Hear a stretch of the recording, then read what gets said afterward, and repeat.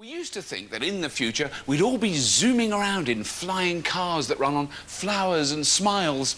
Well, this is the future, and oil is still the lifeblood of the modern world.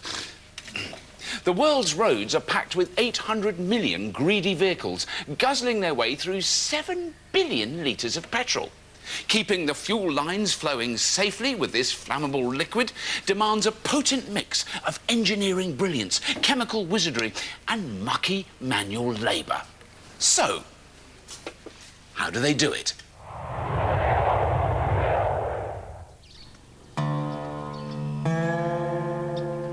Texas, USA.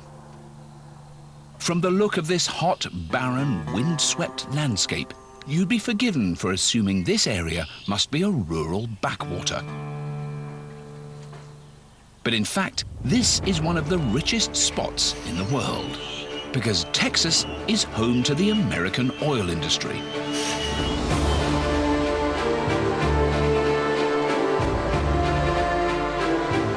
They've been drilling for oil here since 1894.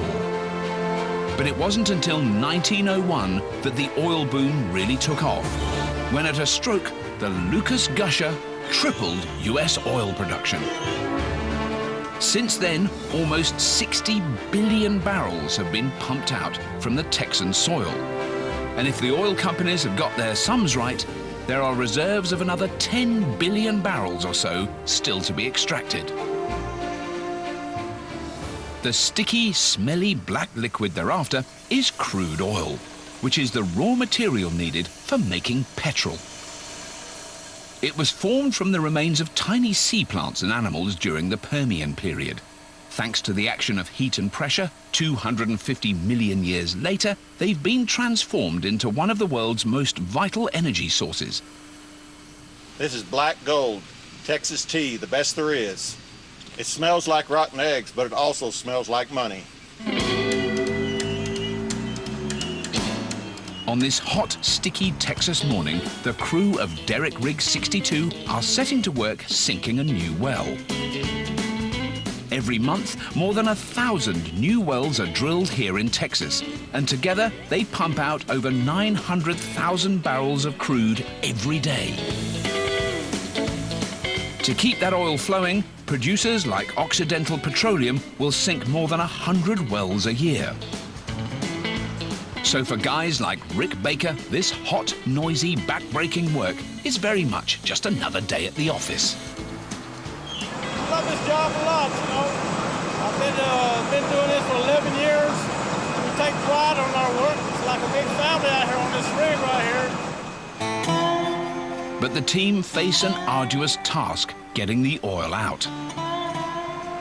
In this area, known as the Permian Basin, the crude lies up to 2 miles down, trapped in rocks over 250 million years old. To reach it, they use the Derrick's huge motors to grind a diamond-tipped drill bit deep into the earth.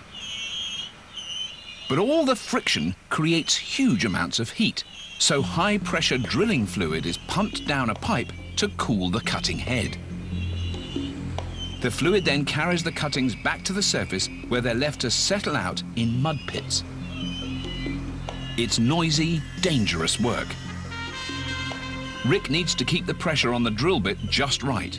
Too little and it won't cut. Too much and it will fracture.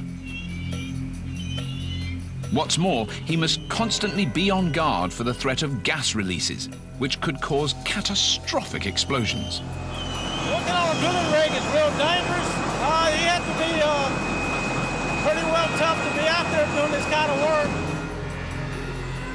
As they drill, the team need to regularly attach new 9-meter lengths of drilling pipe using an enormous 5-ton automated wrench called an iron roughneck.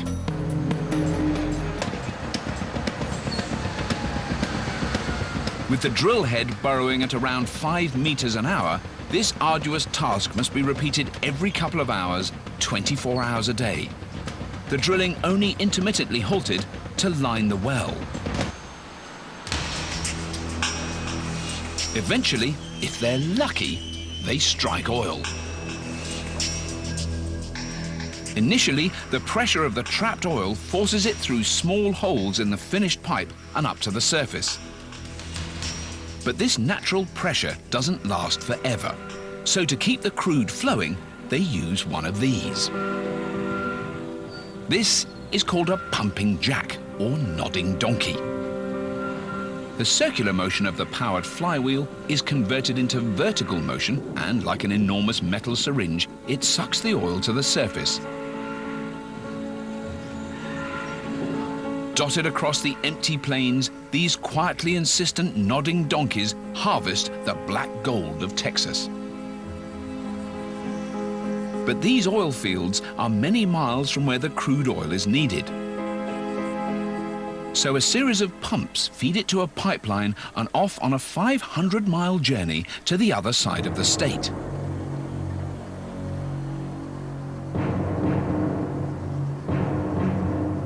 This extraordinary citadel of gleaming silver pipework is Baytown. Less than 30 miles from Houston, it looks like something out of Blade Runner and is the single largest oil refinery in the whole of the US. With over 5,000 miles of metal piping spread across 2,400 acres, this place can refine 560,000 barrels of crude oil every day. Not only does it get incredibly hot here, the noise is so deafening, its 4,000-strong workforce get through over 1 million ear protectors every year. This place is so huge, as well as Texan crude oil, it also sucks in supplies from all around the world. To satisfy Baytown's thirst, vast 300-meter-long tankers arrive at the specially constructed docks.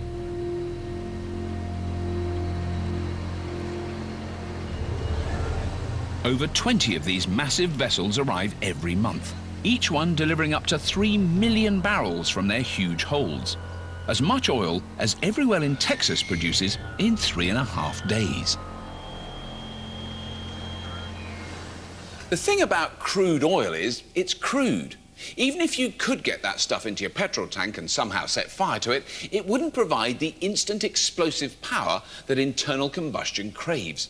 To be honest, you'd be better off coating your driveway with it than driving with it. To become usable fuel, it has to be refined. So at the heart of the refinery lies the laboratory, headed by Joyce Abbasi. It's up to Joyce's lab to supervise the process of turning the crude oil into usable products. Crude oil in this state is not very useful at all. If you put this in your tank, you'd be sorry because it wouldn't go anywhere. The trouble with crude oil is it contains a mix of hydrocarbons, each of which has a different number of carbon atoms. The hydrocarbons are different in weight. The lightest is propane, while the heaviest is used to make asphalt. Extracting petrol from this mix is a formidable challenge, and it requires one heck of a chemistry set to do it. The most important part of the plant is this. Like a moonshine still as tall as a cathedral, this is where the crude is separated. Heated to over 370 degrees Celsius, it's pumped into the base of the tower, and like steam from a kettle, the vapor rises.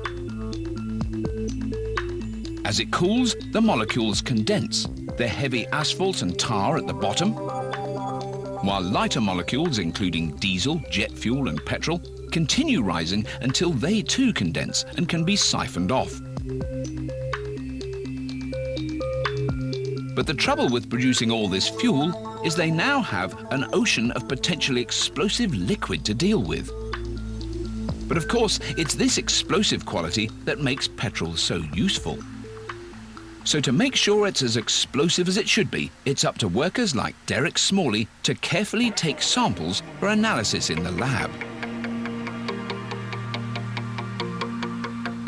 In all, every 159-litre barrel of crude produces 73 litres of petrol, 35 litres of diesel, around 20 litres of jet fuel and heavy fuel oil, almost 6 litres of propane, and another 34 litres of other products, such as butane, asphalt and sulphur. Every day, this plant produces enough petrol to fuel a car on 770 round trips to the moon. Unless, of course, you drive a 4x4, in which case you may have to fill up halfway. Anyway, Derek delivers his samples to the lab for testing. Our lab does the final product check of all product that goes out of the refinery. And if it doesn't meet our customer's expectation, it doesn't go out the gate. The fuel is tested by feeding it to a petrol connoisseur, an aging but robust knock testing engine. Engine knocking happens when fuel spontaneously ignites as it's being compressed in the engine cylinder. The reason for this premature ignition is there's too much heptane and not enough octane in the mix. By increasing the percentage of octane, the mix can be improved until the knocking stops. The lab can then feed their data back into the main refinery to correct any mixing errors and ensure a perfect blend. With the refinery's work done, some of her 500,000 valves are opened, and the petrol flows through underground pipelines, which feed it to various local terminals like this one in South Houston. From here, it's transferred to huge tankers for delivery by drivers like Bradley Unruh.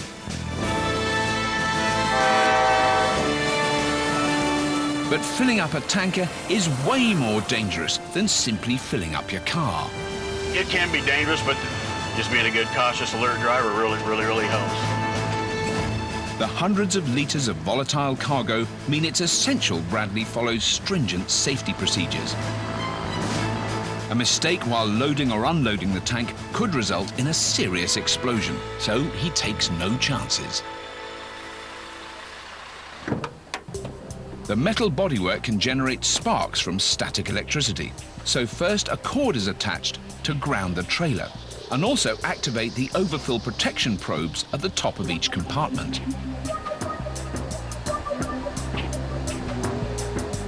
To cope with the threat of highly flammable vapors escaping, a second pipe, known as the vapor recovery pipe, siphons off any leaks, which might otherwise escape into the atmosphere.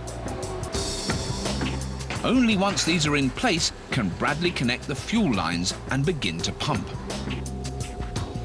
Every day, over 4 million litres of petrol are safely transported to local gas stations from this terminal alone.